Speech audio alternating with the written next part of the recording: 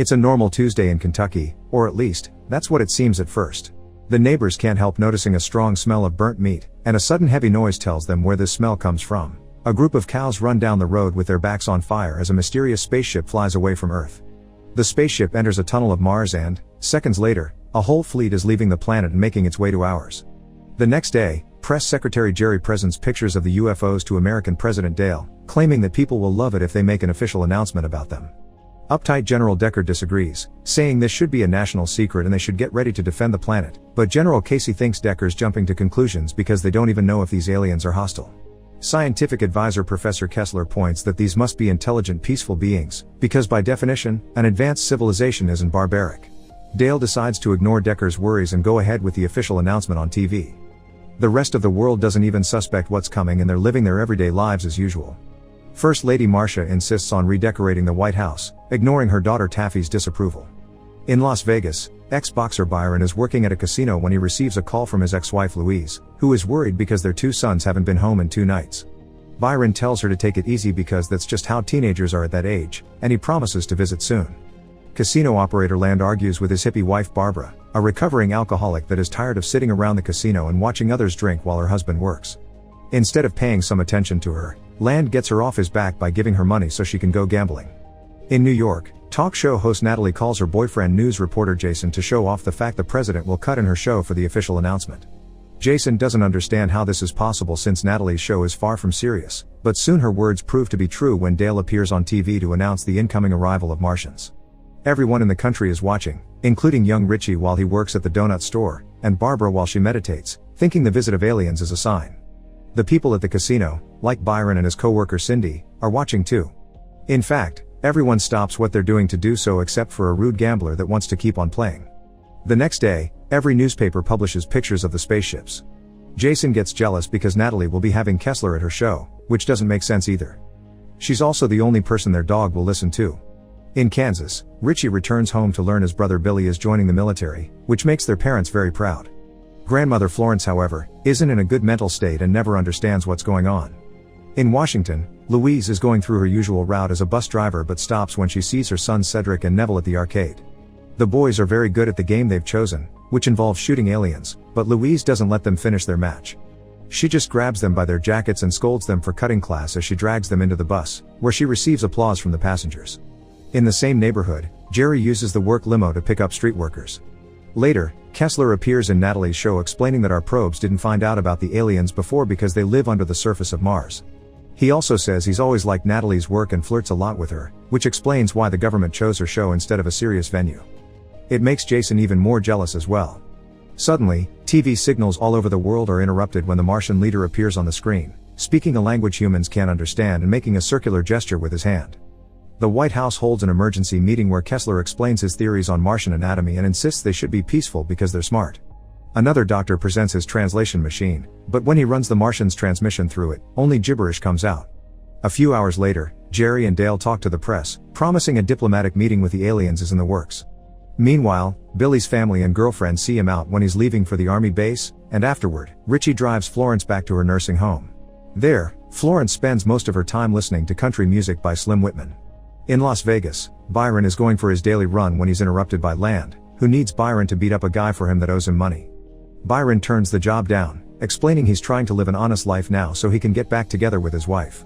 In the evening, the Martians set some coordinates to let the government know they'll be landing in the Nevada desert. Decker wants the military to be present, and Dale agrees, but he gives the job to Casey, asking him to keep things quiet and double-check the list of guests so only key media attends. The next day, the entire army, including Billy, gets ready to receive the Martians at the special event. Both Jason and Natalie are transmitting for their shows, while Barbara puts up her meditating setup on a nearby hill. The entire world watches the aliens land on the red carpet they've prepared for them, although neither Natalie's nor Dale's dogs like the Martians and bark aggressively at them. Casey tries to shake the Martian ambassador's hand, but the alien doesn't understand the gesture, so Casey makes a circle on his hand instead, which is well received. The translating machine is supposed to be working well now, and Casey uses it to give the aliens a warm welcome. In return, the Martian ambassador says they've come in peace. Everyone in the audience begins celebrating and a hippie releases a dove, but it seems the aliens don't like this because they suddenly take out their ray guns and kill the bird. After killing Casey too, they begin attacking every person around them. The military fights back and Billy tries to do his part, but he gets killed as well. As the rest of the world watches the tragedy on TV, Jason looks for Natalie, and right when the couple gets to reunite, the aliens kill Jason and kidnap Natalie together with her dog. Not a single person is left alive at the location of the event, only Barbara got to save herself because she was far away. In the White House, Decker is eager to organize a counterattack that Marcia agrees with, but both Kessler and Taffy point out this could have been a cultural misunderstanding. Perhaps the dove means war in their culture. Considering they said they come in peace, Dale decides to try to communicate with the aliens first instead of rushing into war. Later in the evening, Dale sends a message using the translator together with a satellite, apologizing for any confusion and promising humanity means no harm. The message arrives at the Martian mothership, where the aliens are experimenting with different objects they've taken from Earth. However, they laugh at the message and throw it away. The alien leader finds Earth's adult magazines particularly curious and decides to do some experimenting of his own. This ends up with Natalie's head in a jar and her dog's head on her body.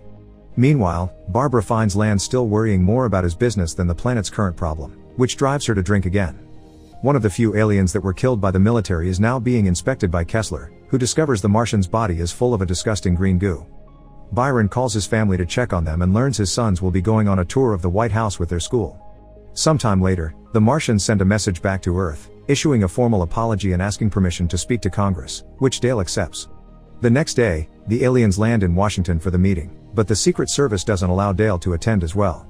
The Martian ambassador says a few words for Congress, but they don't get to translate them before the aliens attack again, killing every politician in the room and kidnapping Kessler. Dale has another meeting with his military leaders and apologizes to Decker for not having listened to him sooner, but still refuses to use nukes. They agree life should go as normal while they take care of this problem, and Dale appears on TV to promise his people that the government is still protecting them. While Barbara begins packing to run away and the aliens laugh at the president's naive message, Kessler wakes up in the mothership to find himself as a mere head. Natalie, whose head is now on her dog's body, comes to comfort him, and the two of them admit they like each other. In the evening, Jerry sees a mysterious gum-chewing woman taking a walk around the White House. Trying too hard to impress her, he invites her to come into the White House with him, which she accepts with just a nod. In fact, silence is all the woman does as Jerry guides her to a hidden room, but she does raise her hand a lot. This is because she's a Martian in disguise and uses her ring to record everything for the mothership. Once they reach the room, Jerry kisses the woman, but he's bothered by the gum. He puts his finger inside her mouth to take the gum out, causing the alien to bite his finger off as the mask finally breaks. Then, the Martian kills Jerry, takes out a new piece of gum to munch on, and rushes out of the room to find the president. The assassination attempt doesn't go well though. Dale's dog barks at the stranger's presence and wakes its masters up. The dog ends up dying as the alien ignores the things Marcia throws and grabs Dale to hold him at gunpoint, but soon security comes in and kills the Martian without having to hurt the president. When the alien body is inspected later by scientists, they discover the piece of gum is actually highly concentrated nitrogen that the disguised alien was using to breathe in our atmosphere. The Martian leader is furious about this failure and gives an order to finally invade Earth properly. Kessler and Natalie continue to comfort each other with words while the Martians suit up and grab all kinds of weapons, from ray guns to robots, that they take with them to Earth for a full global attack. After destroying the Washington Monument, they go after the White House, where schools are still taking kids on tour and the president plus his family are being taken to safety. The aliens break in and begin shooting every person they see, no matter if they're adults or children. They also break a chandelier that falls on top of Marcia's head, killing her.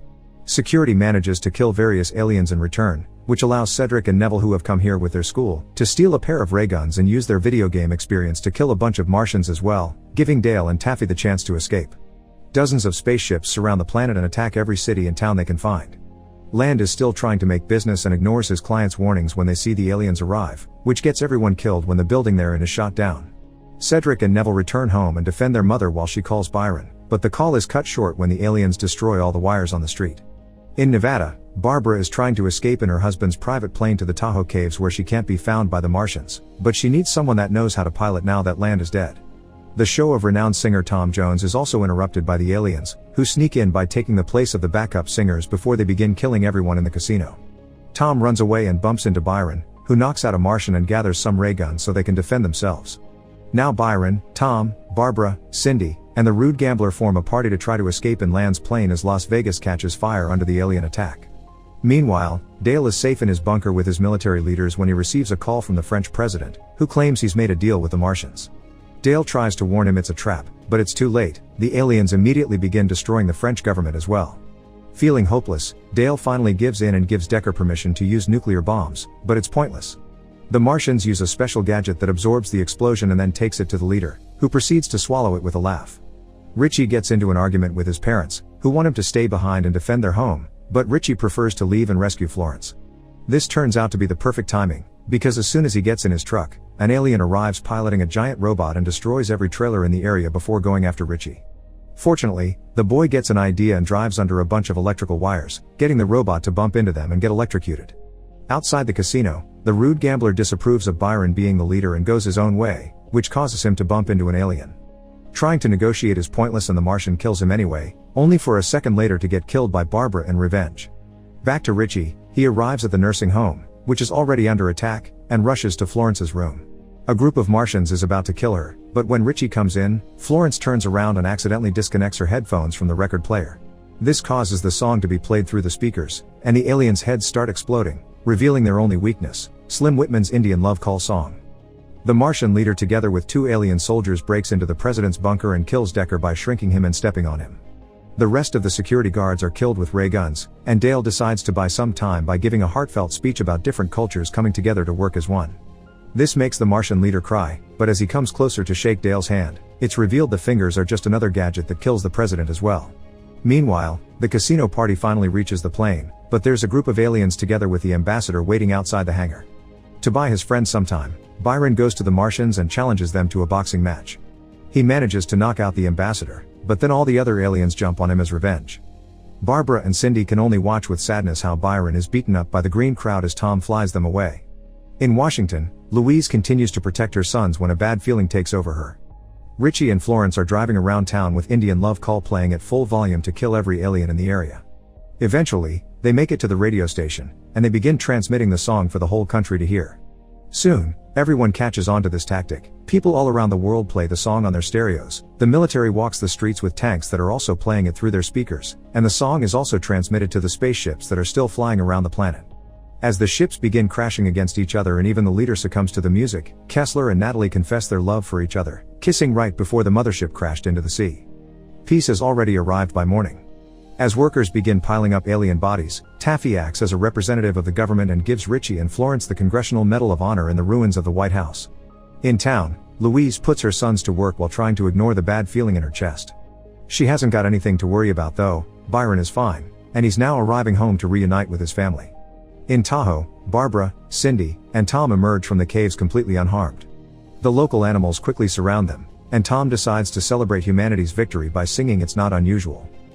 Make sure to subscribe and turn on notifications so you can watch more videos like this. Thanks for watching.